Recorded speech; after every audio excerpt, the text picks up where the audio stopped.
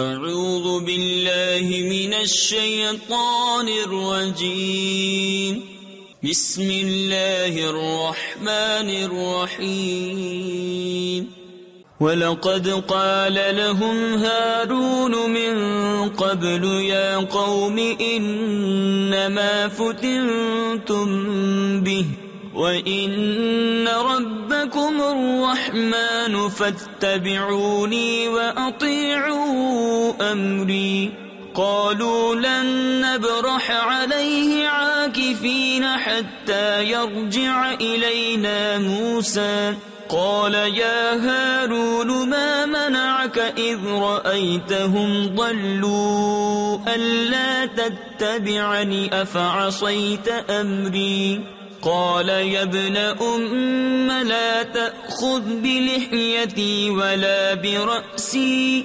إني خشيت أن تقول فرقت بين بني إسرائيل ولم ترقب قولي. اور بے شک ان سے ہارون نے اس سے پہلے کہا تھا کہ اے میری قوم یوں ہی ہے کہ تم اس کے سبب فتنے میں پڑے، اور بے شک تمہارا رب رحمان ہے، تو میری پیروی کرو اور میرا حکم مانو.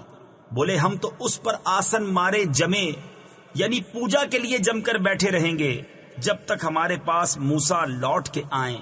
موسیٰ نے کہا اے ہارون، تمہیں کس بات نے روکا تھا جب تم نے انہیں گمراہ ہوتے دیکھا تھا کہ میرے پیچھے آتے؟